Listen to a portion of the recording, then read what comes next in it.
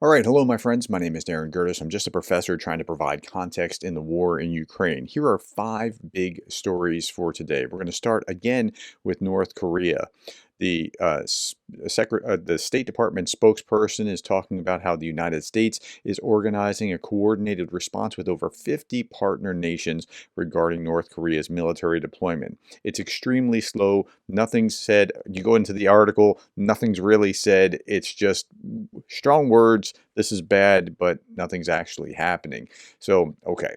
UATV in English is saying this: Russia and North Korean troops have launched an offensive in the Kursk region and suffered losses. Now, we know that. That's reported by Forbes.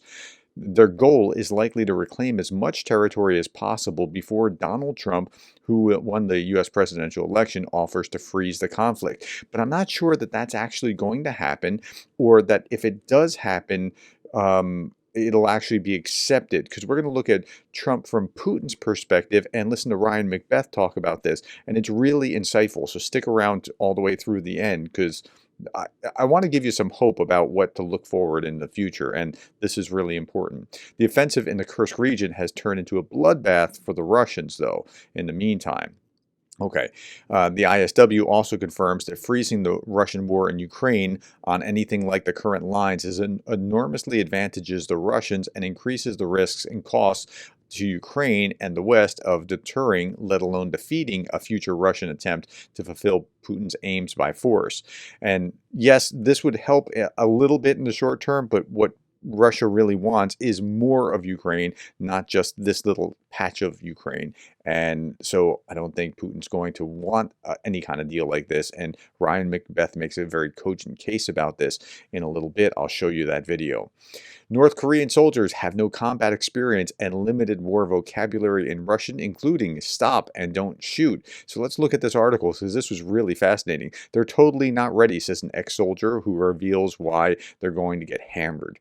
North Koreans' elite Storm Corps soldiers might be the pride of the communist country's People's Army, but former comrade in arms is warning that they will be cannon fodder against hardened Ukrainian troops. They're totally not ready, he says. They have never engaged in a major conflict. They don't have real battle experience. Okay, well, I understand that, but it's more than that. The troops sent to Russia have also received more advanced technology, according to Ukrainian intelligence, including night vision, thermal imaging devices, as well as illuminated sights. I talked about that in the previous video. Those could pose problems for North Korean troops who don't really train with the equipment, so they're not used to it. They also have this as a problem. Former Ukrainian officials have suggested that they could suffer casualty levels of up to 90%. Quote, I would say that it could be an accurate assessment. They are not well trained, and it is a very unfamiliar environment for them. Well, why is it unfamiliar? Well, they were surprised. They might not have even known that they were going to Ukraine. Lee said that all military movements are top secret in North Korea, so troops were probably not told that they were being sent to Russia. Only once that they arrived, he said, would they, quote, realize that they had been they will be the ones on the front line, unquote. Well, that's a shock. Once there, Lee said, they would be able to draw on minimal foreign language education, including Russian and English. Very basic, for example, stop or don't shoot, or you're surrounded, Lee said, of rudimentary battleground phrases taught to North Korean soldiers. Lee reminded North Korean soldiers that they would not be fighting for their homeland or even their families, and there would be virtually no financial incentive to fight. Yeah, the money that is being spent is going back to the North Korean government, not to the soldiers. While South Korean intelligence has reportedly said that Russia will pay North Korean soldiers $2,000 per month, experts and former soldiers like Lee say that the money will go to the North Korean state. So they're not even being compensated.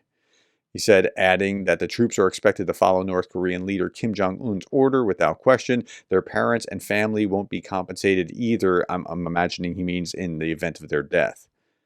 So that's where the North Koreans are, and it's not going to go well for them.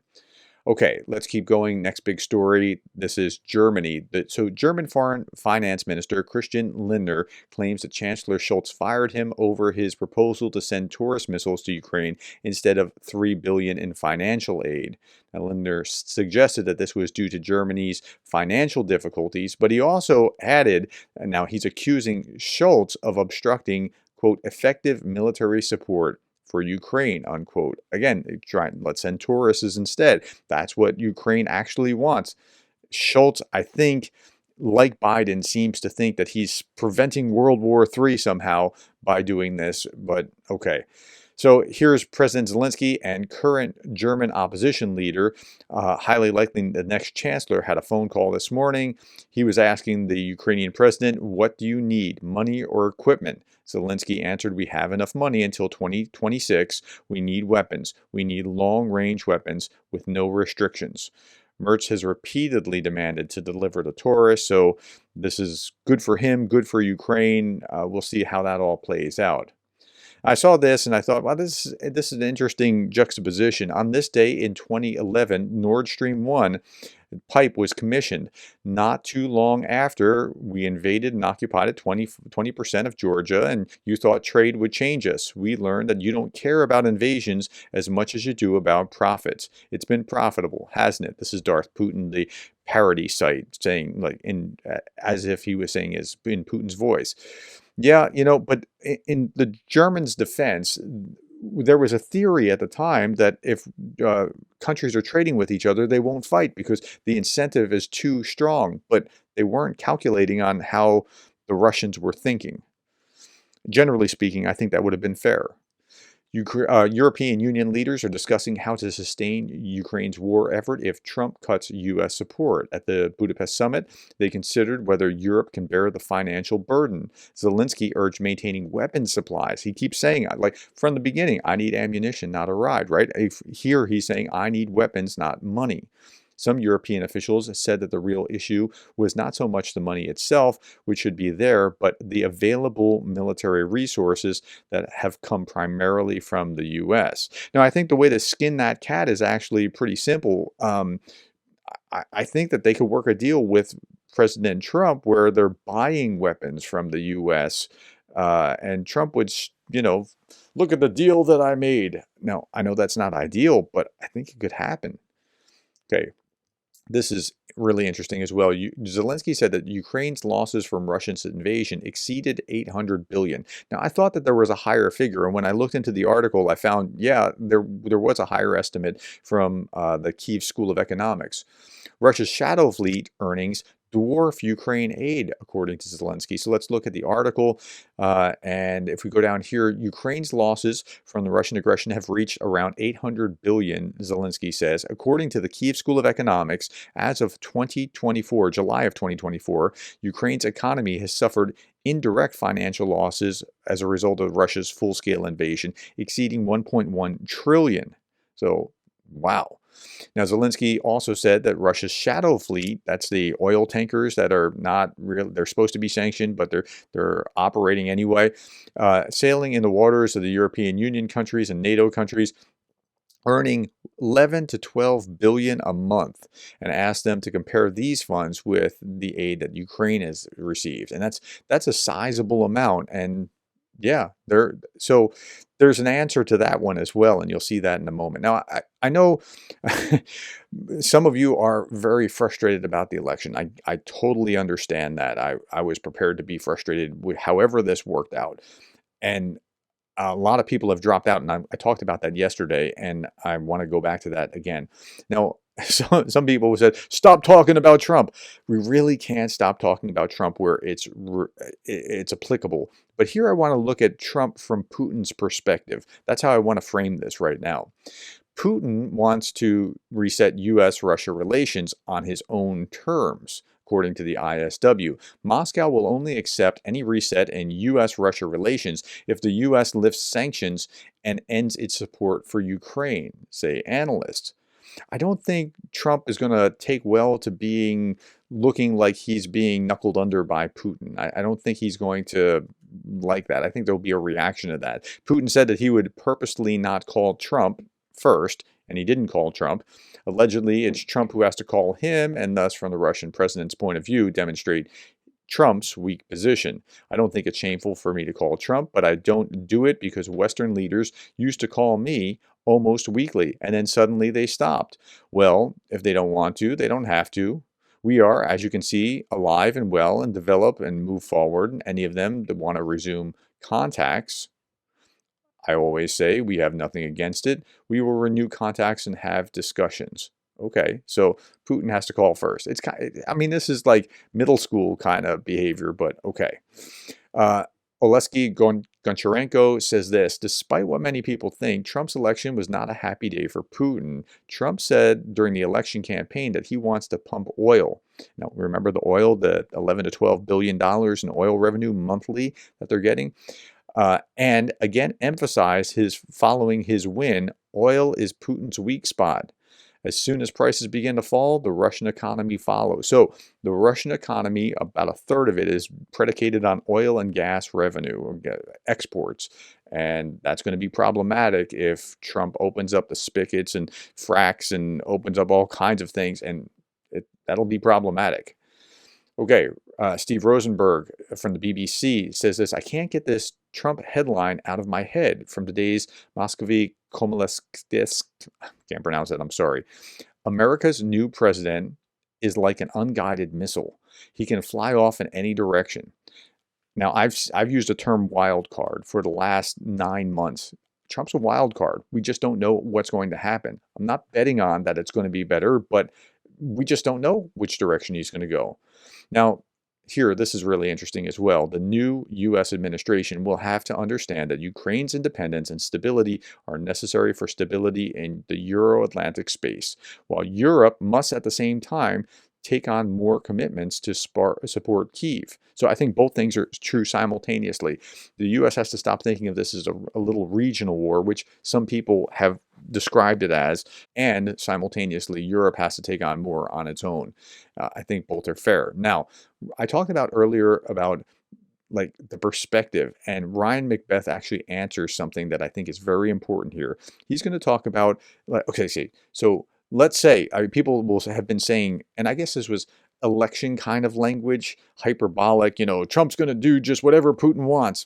I think he may offer some kind of deal, and he said that he's going to, offer a deal or solve it in 24 hours or whatever, but I think he's going to be snubbed. And if he's snubbed, it's going to go very differently. But here, listen to Ryan McBeth first and his analysis. We're going to listen to like a minute or two. Regarding President Trump and Ukraine, I think there are three factors that you have to take into consideration. The first factor is that President Trump claimed that he would make some kind of deal with President Putin and President Zelensky within 24 hours of him taking office. Now, that's possible, but I don't think it's all that likely that they'll come to a deal. And here's why. Some people have said that a Ukraine deal will mean that the lines are frozen in place and Ukraine won't get back any of its lost territory. But believe it or not, that's not actually a deal that benefits Russia. Now, I've said this before, Russia needs all of Ukraine. And the reason is that Russia is not very... Now let's stop there. Russia needs all of Ukraine, and Russia thought it was going to get all of Ukraine. Look at how they blitzed in the very beginning, all over the place, not just trying to protect the Donbass and double down on that. And they thought that they were going to knock out the government and install a puppet, and then they would effectively have all of Ukraine. Like that. That's how that would work. Defensible. Russia has this massive land border with Europe, and there's absolutely nothing, no mountains, no large rivers, just tundra between Europe and Moscow. So it's this natural invasion route. So you take Ukraine, and then you turn Ukraine into a client state, kind of like Belarus. And now you have the Carpathian Mountains in the east as a natural invasion barrier. Then you wait 5 years, 10 years, build up your forces again. Then you take the Baltics, and then you take Poland. Once you take Poland and you turn it into a client state, you have the Sudetys Mountains to the south of Poland. And now, instead of defending this big, long border with Russia, you only have to defend like a 200-mile border. So Russia has not completed its objectives yet. They have no reason to come to a deal because they have to take Ukraine. This was never about Donetsk and Luhansk, and people in Luhansk aren't allowed to speak Russian anymore. Or Ukrainian Nazis. It wasn't those things. This is about taking all of Ukraine to help start phase one of that defensive barrier. There is a second factor. Russia needs to be in a perpetual state of war right now. Its Hmm. economy is on a war footing. Literally, Now, this is really interesting, and Joe Blogs and others have talked about this kind of thing as well. Like, if they get off of this war footing, they collapse immediately because the economy shifts radically. Just listen to this. everything Russia is producing is geared either towards making weapons or extracting oil from the ground to sell to China so they can get the hard currency to pay the workers to make the weapons. Hmm. And if the war ends within 24 hours, Russia's economy collapses. President Putin That's knows right. this, and he knows that if their economy collapses, he will be ousted from power. Rule number one of being a dictator is to stay in power, full stop. Now, not a lot of people know this, but the US had like an 8-month long recession in 1945 because we shifted from a wartime economy to a peacetime economy. All these soldiers were coming home, they were demobilized. And what kind of saved us from massive unemployment was the fact that the US essentially became the exporter to the world after World War II because Europe and Asia, their factories were so devastated that they needed to buy goods from someone, and that someone was the United States. So Russia can't take a deal. They won't take a deal. And then if they don't take a deal, what happens? Well, um, this gentleman said, good assessment by Ryan McBeth. One thing I would say, if Trump offers peace and Putin rejects it, Trump is going to take that personal. He'll flood Ukraine with firepower to show Putin he should have taken Trump's plan. McBeth replied, that is correct. We're talking about Old Testament style vengeance if he is rejected. And I think there's a very high possibility. Okay, last big story. Yesterday I talked about this. Michael McFowle, for example, posted, since the election outcome, I've lost 12,000 followers here. I'm guessing they were either Russian troll bots or my MAGA antagonists. Now, there's two or three different outcomes or potential solutions. Here, Timothy Snyder says, all of you Harris supporters who are wondering why you lost so many followers, many of those were Russian trolls and bots. They are now off to pretending to be MAGA to induce Trump supporters to hate Ukraine. But why would they have to unsubscribe from you in order to go harass elsewhere? Couldn't they just stay in place? Why? That doesn't make sense. I think what makes a little bit more sense is I talked about this yesterday. Something strange is happening on YouTube, and I even looked at uh, like this video from Dave Packman. Who is talking about how his subscribers, not just subscribers, but like even patrons and people that financially support, just dropped out. They were feeling demoralized and kind of left. I asked my own people on my thread here. I don't understand. Hundreds of subscribers have unsubscribed from my channel overnight. Would you be kind enough to let me know why? You can say it's not me, it's you. You're the problem, Gerdes. That's okay, right? And a lot of them confirm that, yeah, I was just feeling so overwhelmed by the election that I unsubscribed, or I was feeling I was going to do that too, or whatever. Okay, so that makes more sense than just bots or even MAGA. It's more the demoralization from the left than MAGA on the right. And Jake Bro shared this. This is one of his subscribers saying, Jake, I really enjoyed your content and I wish all the best for Ukraine. I'm pretty crushed and scared by the election results. So I'm just not going to be watching any more political content or Ukraine related content. I'm concerned with surviving the next 4 years and hoping we still have a democracy when it's over. And Jake replied, it's okay. I completely understand. Take your time, take care of yourself and the people in life that you love. Rejoin the fight when you think that you can. I think that's an appropriate response, but I think that there's a lot of people who legitimately dropped out rather than that it was just bots or that kind of thing. Bots certainly could have left, but why would bots be buying subscriptions to patron memberships and things along those lines? And why even leave? Just still, you could still be there. Anyway, I'd love to get to the bottom of it. And I think Ryan McBeth actually is the perfect guy to figure this kind of thing out. This is above my pay grade. So Ryan, if you're listening, help. I think that that is mostly legitimate, but I think there's also probably bots involved. Okay, last little bit. Okay, last little bit from Darth Putin saying congratulations to Governor Trump. Look forward to meet to discuss Ukraine without Ukraine. If you're not at the table, you're on the menu. Okay, but I don't think that it's actually going to work out that way. All right, my friends, that's all that I have. Thank you for the time. Thank you for the likes, the shares, the subscribes. Thank you for being the kind of person that cares about Ukraine.